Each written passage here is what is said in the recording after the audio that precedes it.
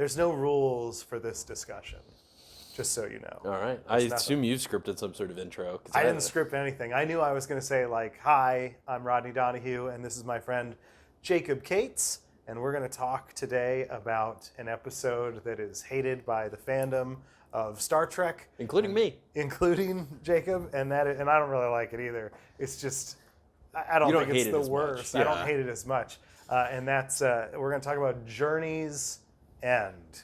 It's an inappropriately named episode, right? Well, it's a ham-fisted name because... But whose journey ends? Wesley's. But it doesn't. Well, his journey begins. His old journey ended. I guess so. Even though they could have called Final Mission Journey's End, because he was going to take another new journey. It's just like, so Star Trek Nemesis was going to be the title of Star Trek First Contact. Oh, really? Yeah, and then it was going to be the title of Star Trek Insurrection. So they really wanted to use it. I mean, I'm going to title this episode Jacob's End. I hope not. And we might put it up on YouTube. You are a sacred person here. That will hurt your search algorithm, I guarantee you. So Well, that may be your opinion, Cadet.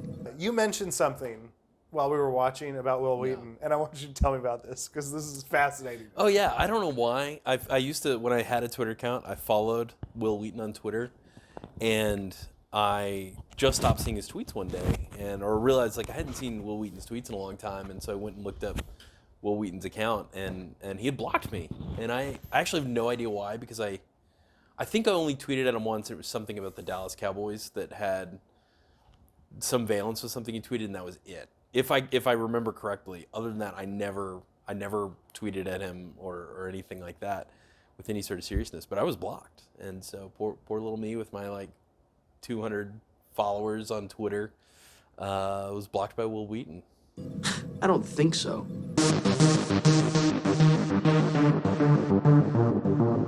When do you think TNG changed to think that spiritualism was something totally awesome?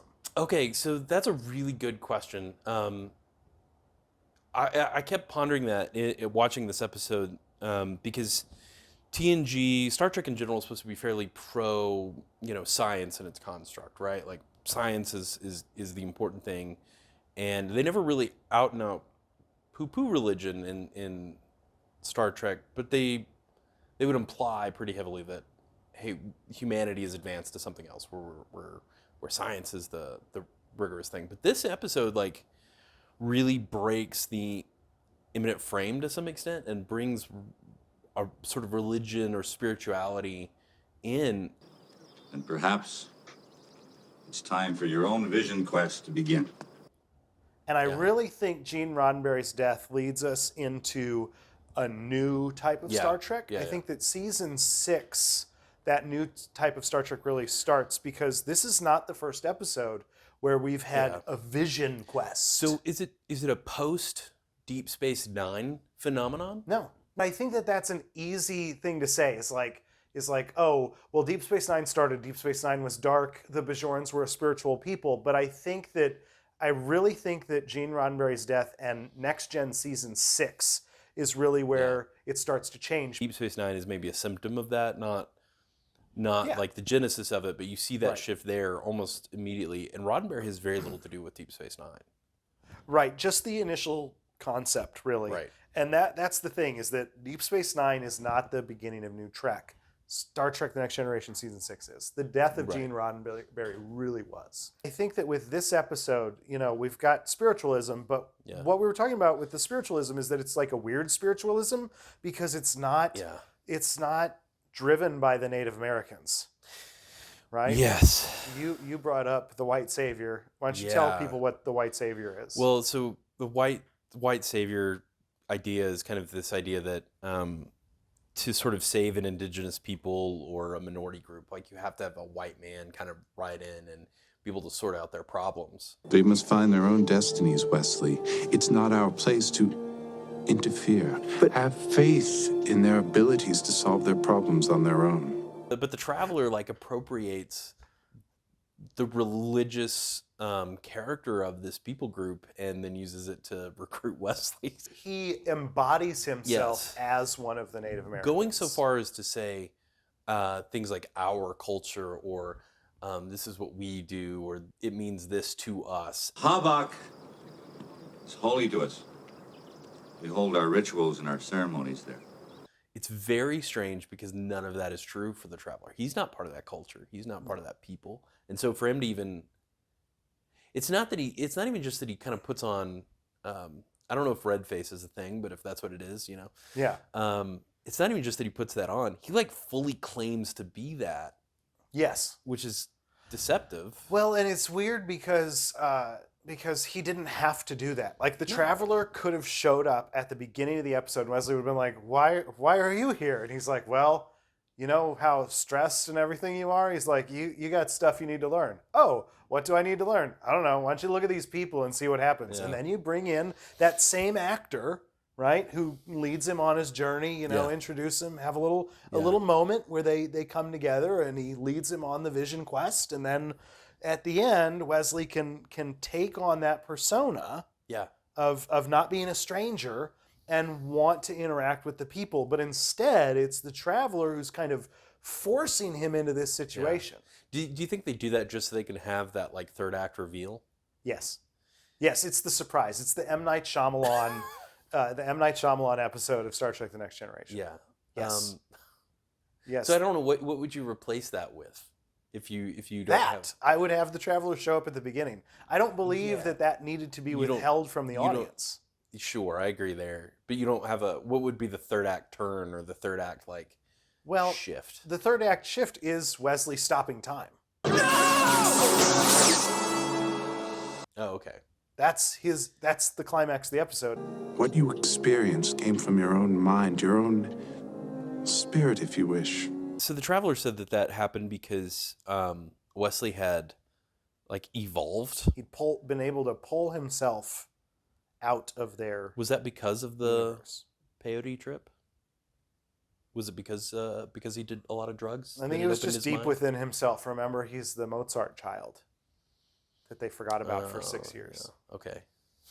I've waited a long time for this moment, Wesley.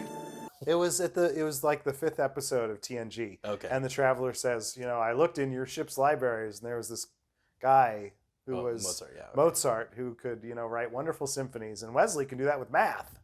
Yeah. Okay. That was it. He's So like he's- math Mozart. Because That's he's really it. good at math and he did some drugs one time. He can now stop time. That's it. Okay. Sounds legit. So let's talk about the Native Americans a little bit. There's kind of a dichotomy here where these Native Americans are all like hyper supercharged Native Americans. Yeah. Because they're all dressed in Native American garb. They all have these intense spiritual beliefs. But like if you go to a reservation today, they're part of both cultures, right? Yeah. They're part of, there's a contemporization with culture as well as a respect for the past without them being mutually exclusive. In Yeah. this, they are completely exclusive. Yeah. Really Maybe go. like the in-universe explanation would be that these are kind of like sort of reformers who are trying to reclaim their culture, and that's why they've moved away from North America or moved away from Earth, and they're trying to avoid that sort of syncretism and be distinctly Native American. But unfortunately, what you said is absolutely right. It comes off very strange. It turns them into aliens. Yeah. Our white protagonist who's going in to remove the Native Americans. Yeah. They are still that other. Yeah. And they're literally alien Yeah. by being put in the situation that aliens are put in every episode of Star Right. Trek. Right. Doran 5.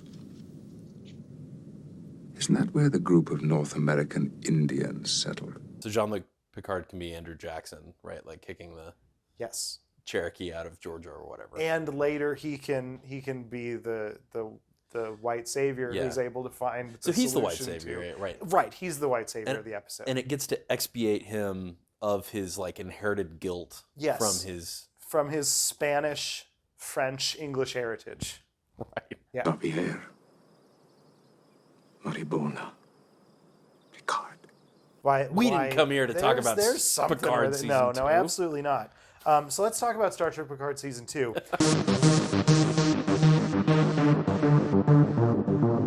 And let's talk about Wesley and where he ends up, and let's talk about his journey's end, as the episode's titled. So Wesley, at the end of this episode, What you're doing down there is wrong. he resigns from Starfleet because he doesn't like the orders that Picard was given You're right. for the vision quest that he took, that the Traveler gave him, imitating one of the Native Americans. Yeah. And so he resigns, Yeah. and he goes to be with the Traveler. And at the end, he's got more school. He's got a new academy, right, where his studies are going to start with these people. Traveler said that my studies would begin with these people. Like him changing his major at the last minute, Yeah, right? more vision, Native American studies. Yeah. And so he does that. And then, when's the next time we see Wesley? Well, you made me watch this, and I No. Oh, yeah, Nemesis. We Nemesis. see him in Star Trek Nemesis. What's he wearing? The Starfleet uniform. Yeah, he's So- in the dress uniform for the wedding. So now he's doing Stolen Valor, and Yes. instead of cultural appropriation. Yes, So he he's got- just a terrible person all around. And so then Star Trek Picard season 2, Jacob had never watched it, and so I showed him the clip where Wesley comes back. Why did you do this to me again? So Wesley in Star Trek Picard season 2, what's he doing? Yeah, he's playing time cop, not traveling. Yeah. Like he joined the Travelers and became, I don't know, the Doctor from Doctor Who, where he's like moving through time, protecting things, and Yeah. and but also like the time agents from the temporal Cold War from Star Trek Enterprise. Yes. And whatever he's doing, it's not traveling, No, he's not traveling. which the Travelers imply to be like an explorer, not a law enforcement agent. Yeah, the law enforcement agents were the temporal Cold Yeah. War guys from Enterprise. But in that 5th episode of TNG, where no one has gone before, Yeah, in that episode, the Traveler takes them like to that place where thought and reality come together, yeah, right? So like he doesn't have like a code. yeah. He's not like, Wesley kind of jokes that he changed a century of history by making a joke, Right. which is it's such a weird thing to say, right? Is that going to be the Wesley Crusher Traveler Oh, is series? that why we have? Is that the Wesley Crusher Traveler series? And it's going to be him and this girl, and they go off on their adventures.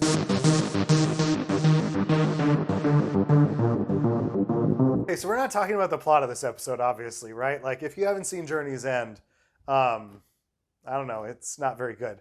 People hate it. I don't hate it. So I wanted to list a couple episodes that I think are worse than Journey's End. Okay, I'm here for Force that. of Nature.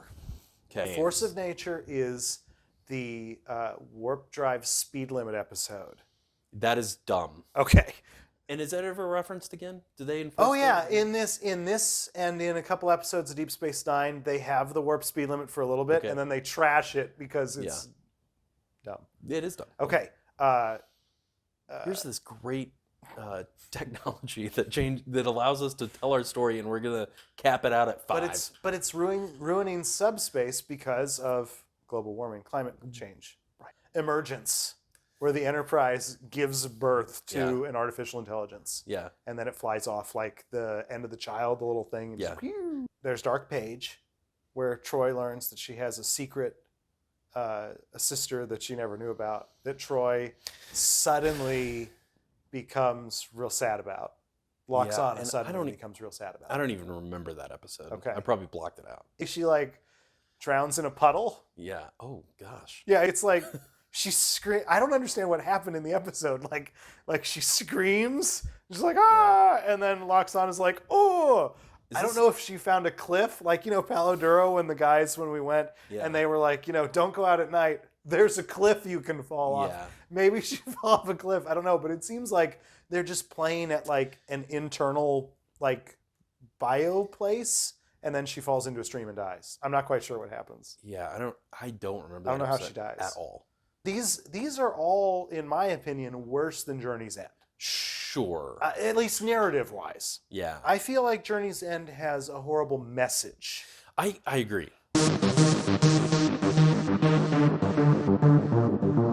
What is the message of this episode? What is this episode about? It's really hard to define what this episode about. It's about like 10 different things kind of all happening at once.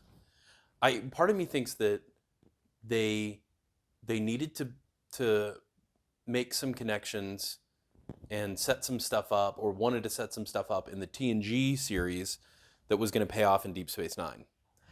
Okay, so they kind of want to set up the Maquis, Yes. they want to set up some of that conflict, and so they established this really dumb treaty. Okay. But they also want to give Wesley Crusher a send-off, because this Yes. is, what, 5 episodes before the end of the series? Something like that. 5 or It's real 6. close to the end. They want to wrap up Wesley's story. Okay. And they also want to do what I think the 90s were really obsessed with Native American culture. And Okay. they probably realized, like, we made it 7 seasons. We haven't done a Native American episode or anything. So we got to do that. We got to get our Dr. Quinn Medicine Woman episode in before we run out of time. Okay. And so they put it all in a blender, and this is what they get. Well, let's talk a little bit about this. So let's talk about the stupid treaty and how that goes into the other series of Star Trek. Yeah. So this treaty's dumb, right? As far as we know, Like there was the episode at the beginning of season 3 with the Shellyak, yeah. and there was the planet that they gave the Shellyak, and it had like 15,000 people or something, Right. but they didn't know there were people there. Right. Right? They gave them the planet that they thought was empty, and suddenly there were people there. They didn't even know. They got the message from the Shellyak. The Shellyak were like, we should let you know that we're going to go blow up a bunch of people. Why would they give this planet to the Cardassians? We talked a little bit about how many people are there. How many people do you think are on this planet? I want to say there's like 20 to 50, like tops. Okay.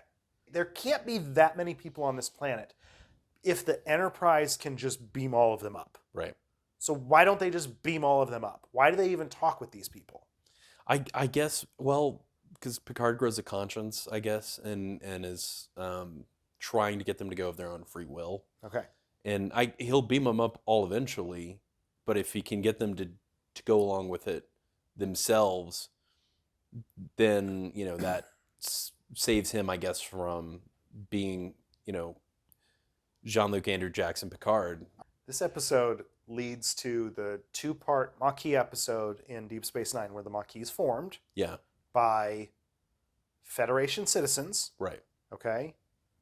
But this planet only has like 20 to 30 people. Yeah. So there's another planet where this kind of situation has occurred. Or maybe there's a bunch of like little human settlements or Federation settlements, and there's just enough people that you can form the Maquis, but not enough for any one planet to be worth keeping a hold of. And they all decided to allow the Cardassians to, like, were there other ships that went to other planets? Did Picard go to this planet and another ship went somewhere else? Did Jellicoe go Maybe. to another planet Maybe. and try to do this thing? And they were like, we don't want to leave either. And he was like, oh, well, now we have precedent. So you have to just tell the Cardassians you don't want to be Federation citizens. Yeah.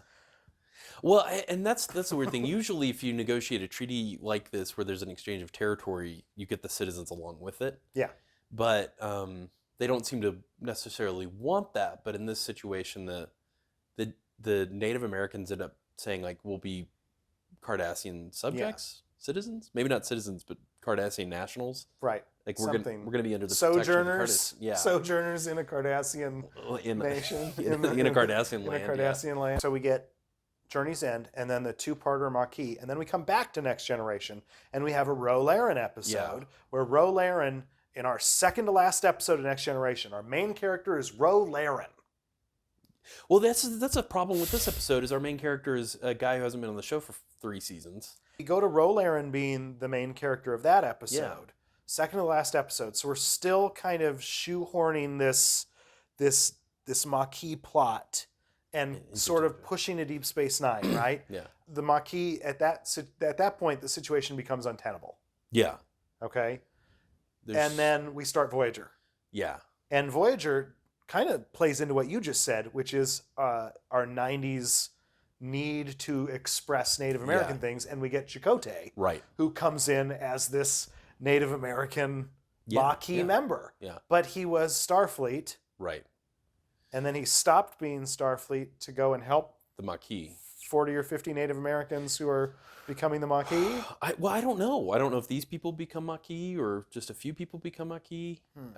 That's one of the things that's weird is I don't know how these guys fit into the rest of that movement. There's enough Maquis that they have something like a navy. There's almost. enough Like, there's a Maquis little that thing cause that real problems. Starfleet is continually sending infiltrators because first they send in Rolaren and then they send in Tuvok, and Tuvok has That's been right, I forgot undercover about with that. the Maquis for like 6 months or Right, something. right, and the Maquis can infiltrate Starfleet because of the security officer from Deep Space Nine, the original security guy. Yeah. What's his name? I can't even remember. Eddington. Eddington. Thank you. Yeah. So that's kind of what happens with this, right? Like just to be clear, like this is what happens, okay? Wesley starts he puts an iron into the fire of the Native Americans. And that leads to the Maquis, which leads to Well, I don't- basically an interstellar war between the Cardassians and former Federation citizens that ends with, you brought up Eddington, that ends with the Cardassians running to the Dominion and the Dominion coming in and wiping out all of the Maquis. Oh yeah, that's right. They do that. That's what Wesley saying, Yeah. you don't want them to do this, do you? You're not gonna let them do that, are you? No, we won't. Leave now. Yeah. That's where it leads. That's the end point. yeah. The journey's end is Wesley leading all the Maquis to their death. Yeah. Well, it's a good thing the Traveler reminds Wesley at the very end of the episode that it's not our place to interfere. Yes, he I'm says. glad he says that they after the must damage is find done." their own destinies. We shouldn't interfere. Have faith that they can solve their own problems. Wesley started the problem. Yeah, exactly. That's why I think that this episode has the worst message of any Yeah. episode of Star Trek. Yeah. This episode says, if you're not a part of a particular culture, you should go in and make a huge mess inside of that culture and then leave. Yeah. Yeah. And don't worry about it, because have faith that they can deal with the problems that you started. So, did you watch How I Met Your Mother? Yeah. Mhm. Okay. Do you remember Darren, the band member in Oh, the yeah. last season? I hate the last season of How I Met Your Mother, but Darren, this guy who was like the band leader, he shows up and he gets into like a conversation that Robin and Lily are having, Yeah. and he uses something that Robin said about Lily against Lily, and then like suddenly they're in conflict. And he does this with all the different characters of How I Met Your Mother. Like his thing is he like has fire in his eyes, and he's like the devil, right? He shows Yeah. up, he causes conflict, and then he leaves. He's like, bye. Yeah. Is that what Wesley does? Basically. Wesley, like he doesn't know anything about what's happening. Wesley is at his most zen when he's causing problems.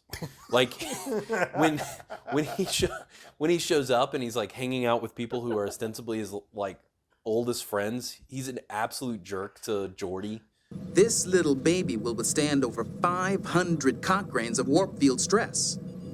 I don't think so. He's dismissive to. He doesn't even acknowledge that Data made a joke. Is there a runaway cadet in here?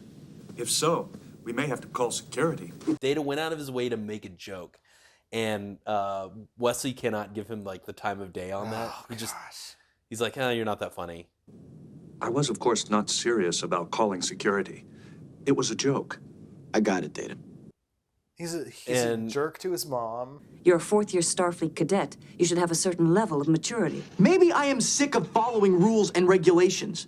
He's a jerk to his mom, but the second he interferes and causes this problem to escalate, he turns into like a Zen monk. Yes. And he's like, I'm so happy that I have this newfound mission in life. Why does Wesley decide to get involved in this conflict? He has a drug trip, Okay. and in the drug trip sees his dad, and that's all I've got, man. That's where it goes. That's it. And then Wesley comes out and he says, "What's going on?" And Worf's like, "We're going to try to move these people, I so that they don't all get killed by the Cardassians." Right. So I think he just wants to stick it to the man after that. this is not the arc they were planning, by the way, No. right? Like the arc they were planning was not Wesley gets all the Native Americans killed eventually. Okay, so presumably these people no longer so are I've got it figured out. I know why Wesley is in his Starfleet uniform again in Nemesis. Are you ready? So here's what happens, right? Wesley causes this huge problem, right? And leads the insurrection, and the Native Americans. The idea is that Wesley is going to get to study these Native Americans with the Traveler, right? Like he's like, my studies are going to start with these people. Okay. Okay, that's what was going to happen. And then they get wiped But out. then they start the Maquis, Yeah. and suddenly they become these warmongers who just want to fight the Cardassians, and they're like, and Wesley and the Traveler are like, oh. That didn't Oops. work out. And the Traveler is like, you know, Wesley, I'm just going to send you back, and you should just become a Starfleet officer because You're not good at you the traveling. you know, You messed this up for us all. this is it. Then he gets to be a traveler again in the future sometime, maybe? Yeah. Sometime? They bring him back? Somehow. Such a bad episode. It really is. It's weird because it's like a linchpin episode, Yeah. you know, for wrapping up Wesley and leading to the Maquis. But Wesley accidentally causes the death of a bunch of people. It would have been better if he just left well enough alone. Like these people would have, yes, it would have bummed them out. They would have had to go back on their nomadic journey for a while, but they'd still be alive and they'd be able to carry their culture forward. Instead, he got them wiped out again. Like he got the Native Americans wiped out again. Man, Wesley's bad at this. Picard's job is to forcibly relocate these people, ostensibly to save them from colonizers. Uh-huh. Although he would keep them alive, in theory. Wesley's job in the episode is to stick it to the man and give the Native Americans what they want, but that gets them all killed. Is it weird? Probably. This is a Ronald D. Moore episode, and Ronald D. Moore, I think, is a great writer most of the time. Is it weird that we have like 7 years of Star Trek: The Next Generation where everybody respects the uniform, and then Wesley just trashes it? I mean, it is. And I guess they're supposed to show him as like a little bit sort of embittered after the whole Nova Squad fiasco.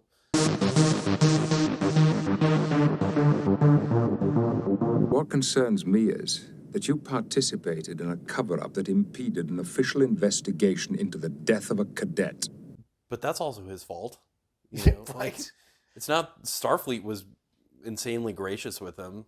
He chose to participate in the cover-up Yeah. in the first duty. Right. And that's on him. They actually let him stick around instead of drumming him immediately out of the service or putting him in prison. Yeah, and this is off topic, but I really like the first duty. The first duty is one of my favorite episodes. It's a pretty good episode. Probably a top 20 Yeah. episode for me. It's not a top 10, but it's definitely a top 20. And you know, it's weird because you get the episode Lower Decks with Ceto Jaxa, where she was a part of that cover up too. I still have not seen any of Lower Decks. Okay. Should I watch it?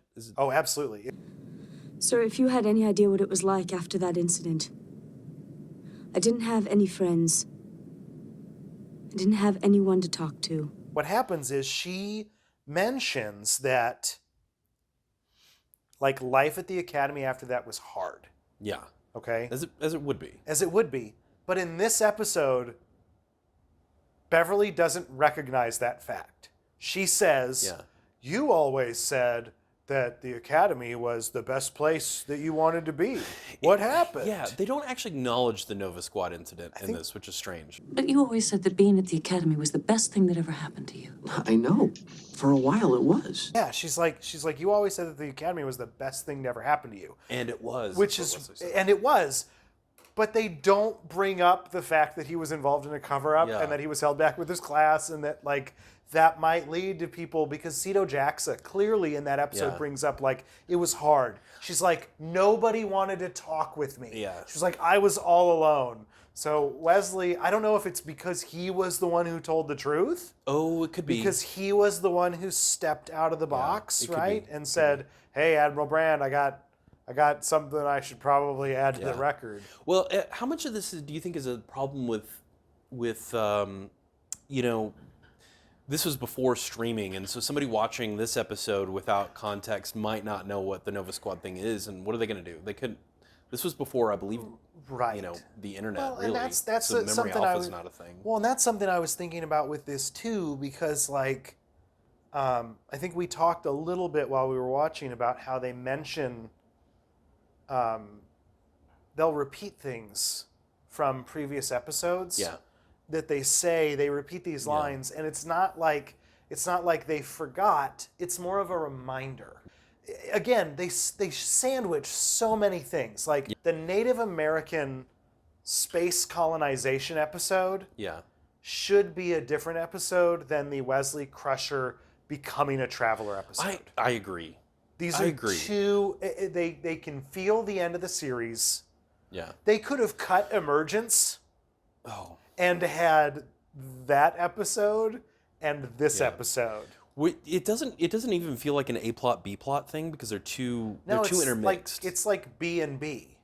It's not like an A story where everything's connected.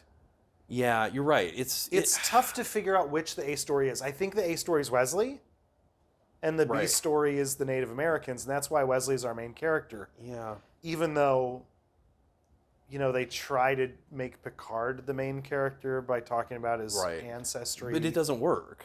No, it doesn't as a work. structure. That's what they did. Right. I think too, like if you have like a big ethics episode like this, you have to really work with that as your central focus instead of this like character plot that's happening Yeah. in main focus while you've got your big ethics question in the background. Yes. And your big ethics question is can we ethically move these people off this planet they've settled for 25 years in order to save their life? And I don't even know if they give enough weight to that ethical question. You see, Admiral, there are some very disturbing historical parallels here. Once more, they're being asked to leave their homes because of a political decision that has been taken by a distant government. Can we forcibly relocate these people to a reservation and do this horrible thing that our ancestors did to these people, but with good intentions? That's an interesting question, and I don't know if that gets enough breath in this episode. And that's a Star Trek question. It is. It's a Star Trek question. Can we do this thing ethically? I agree with you that that's why I asked, what is this episode about? It's about too many things. Yeah. I want to see the Ready Room debate where Worf basically says like, tell them what's going to happen if they stay and just leave them alone. Like that's his argument, is the realpolitik argument. I think Worf would argue for like letting them die if they don't want to come. And then Data, They get an ultimatum. and Data would say something that would bring everybody back on track, right? Yeah. He'd ask like the innocent question that nobody would want to ask. He'd be like, didn't this happen in 1680 when Why does a Troy New know Mexican thing was? I get that her dad's Okay, half human, but why is she the Well, Wikipedia article for Native American Okay, atrocities? I'm gonna give them a pass here. I did not write this down because I knew the answer to this, which is her dad taught her about the American West. He used to read her old that's right, stories okay. about the American Yeah, West. you're right. And so yes, Troy is there because good deep cut. she likes to smooth negotiations. Yeah. And we don't really get a lot of her empath coming out, do we? You probably don't need it, but I don't remember if she says something about how Antoine is feeling, but I don't know that it's. I mean, we know how he's feeling, right? He's kind of on the surface. one of my big problems with this episode is that none of the main cast is present for very long at all. They're not. Nobody's carrying the show except for this character who's been gone for 3 years, and that frankly nobody cares about. Beverly, in my opinion, is the worst because her scenes come very quickly. They start fast Yeah. and they go very high and then they end. Yeah. And that's all of her scenes. Yes. Yeah. Because we were joking at one point, like, why is Riker in the room while Picard is, on a Zoom call with Admiral? Well, that's Jonathan Frakes, like minimum 30 seconds. That's it. And frankly, those characters are usually way more interesting than Wesley. And I would have loved to see them hash this out. I would have loved to see this big ethical question hashed out by the Enterprise crew and see how they would have approached this differently. I don't mind the idea of an episode where Wesley comes back to the Enterprise and he's really dejected because he spent a year, Yeah. or two at the Academy and nobody talked with him. Yeah. Because he participated in the cover-up of an incompetent pilot's death. It'd be cool if his faith was restored in humanity by the Native Americans coming up with the actual solution for themselves. Well, but they have to mention the stuff from the first duty for that to work. And so, Oh, this is it.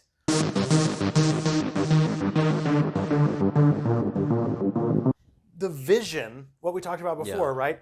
They lead him on a vision, right? yes. And that vision is the traveler. And by they, you mean... the Native Americans. Oh. Wesley's like dejected. He comes back to the Enterprise. He doesn't want to do anything. He doesn't have to be a jerk, right? He doesn't know how to interact with people anymore. Right. Because nobody interacts with him.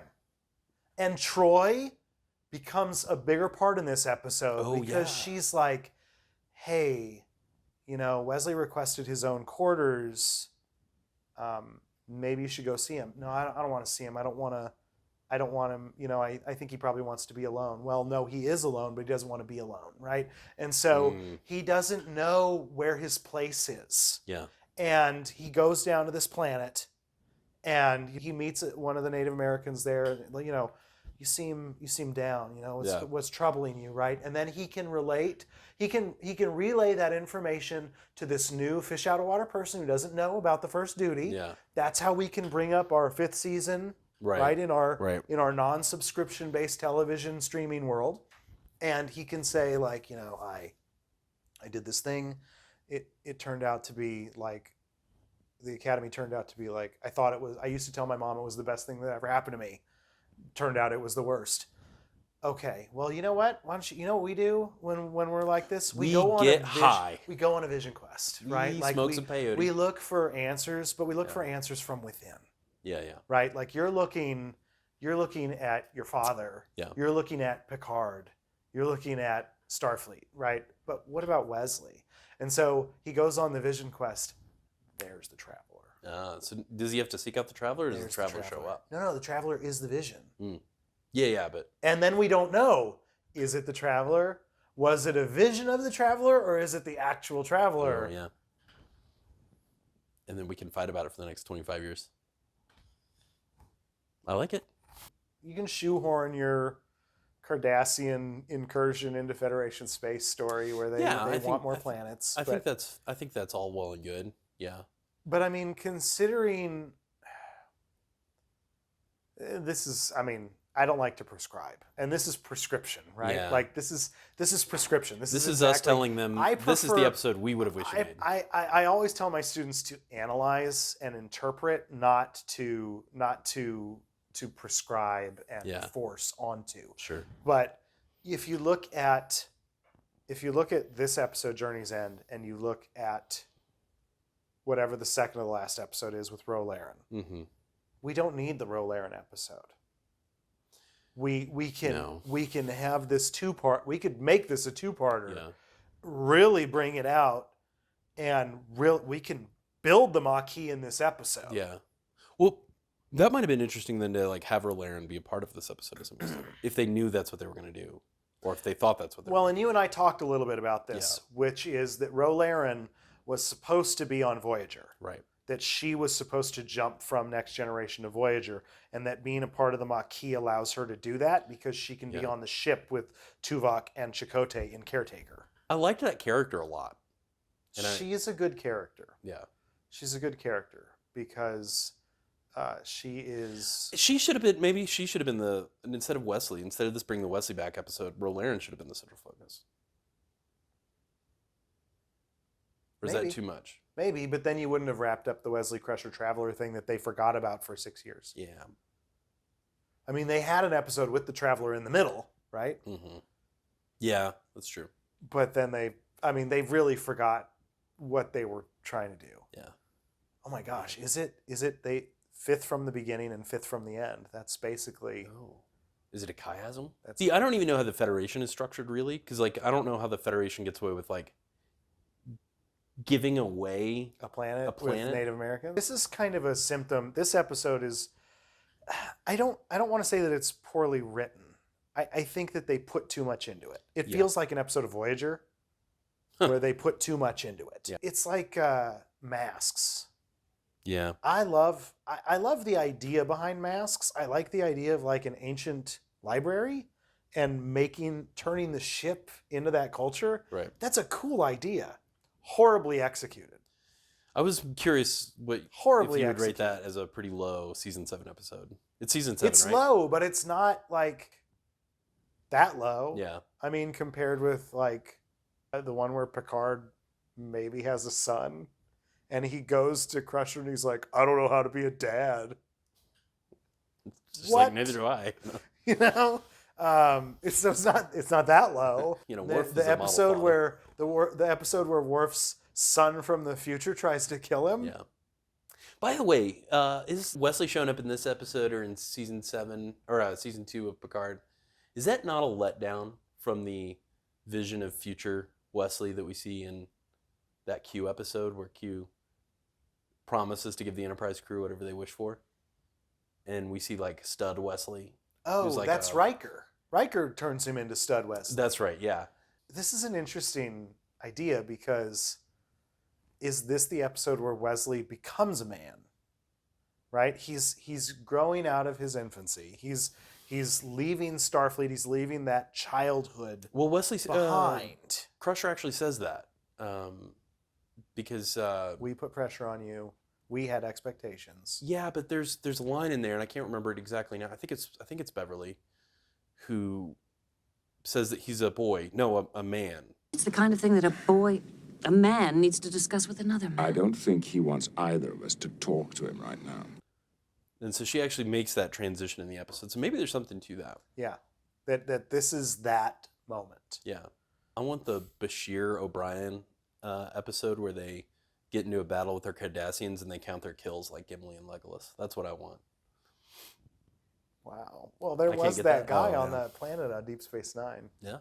Yeah, where he's got the Ketracel white tubes. He makes like a necklace of them.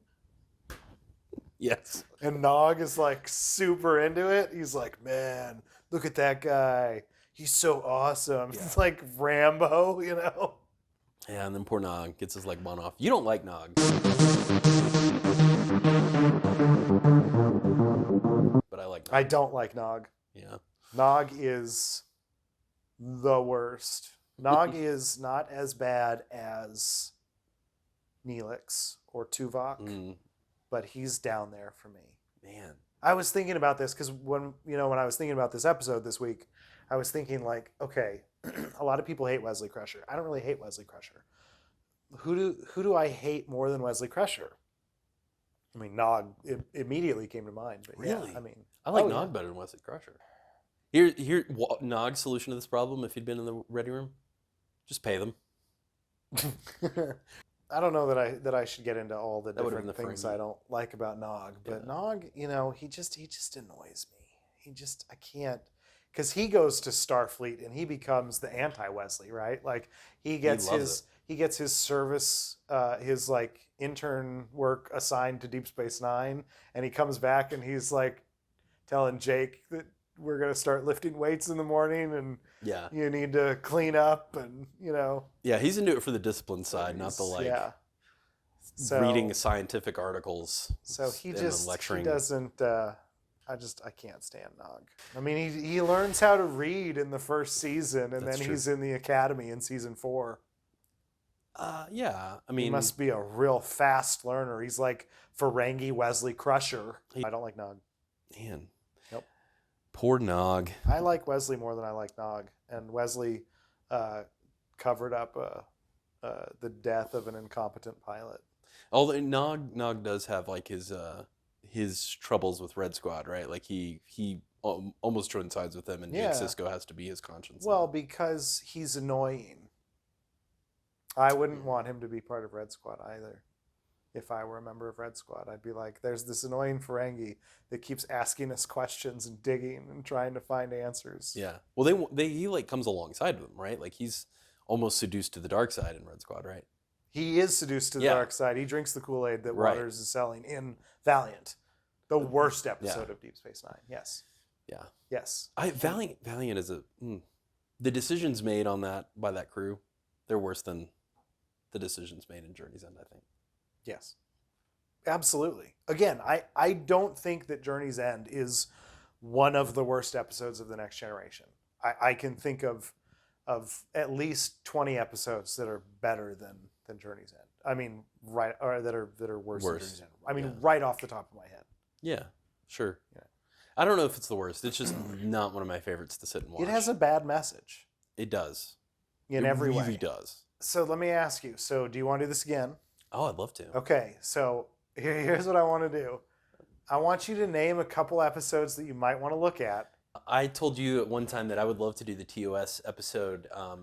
The Omega Glory? Yeah, the Omega Glory. I hate the idea of that. Sure, why not? There's like the one good Deep Space Nine episode with Ertzi Dax, where she has to investigate the series of murders. Esri. It's Okay. the one good Esri episode. Yes, we'll call it. What's it called? I can't remember. I should be able to remember this because it's Inexcusable. She thinks it's her. It's right after Chimera. It's called. Inexcusable. I don't know. Okay, we'll call it the Esri Sniper episode. Yeah, the Esri Sniper episode, Yeah. whatever it's called. There's also the Jadzia Dax is accused of murder episode from Deep Space Nine, which I think is really good. She gets put on trial, and the moral question is... Oh, Dax. Yeah. I love Dax. Yeah. Yeah.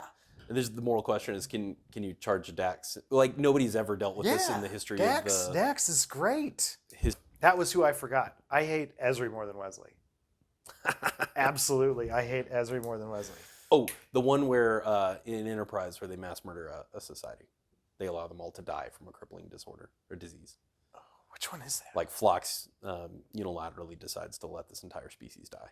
Okay. All right. So we've got an Enterprise episode that we don't know the name of. We've got Deep Space Nine episode we don't know the name of. Then we've got Deep Space Nine's Dax. Yes. TOS's The Omega Glory. There's also just some fun episodes. I love Fistful of Datas. It's a fun episode. Time Zero is a fun one. That's the episode where we learn that Troy's father is an Old West explained expert. to her what the Ancient West was. I also like Time Zero. It's the one time travel episode I like. Oh, we also talked about the two-parter from Deep Space Nine where they go back to 2024 San Francisco. Past tense. Past tense is good. You were saying ethics. I was thinking we should do and this is probably one we should just do. We should do a pastor's roundtable on Who Watches the Watchers. It's so loved as an episode, but it's so anti-faith. Yeah. In like a way that Star Trek usually is not. Yeah. Yeah, that'd be an interesting one for sure. Yeah. We'd definitely have to talk religion on that one. Okay. So you want to do this again? Oh yeah, I'd love to. Was this fun? Yeah. Cool. Yeah. Well, I appreciate you coming. Yeah, thanks for having me. Jacob, thank you so much for doing Journey's End with me. I'm Rodney Donahue, and yeah, that's Journey's End. Inexcusable.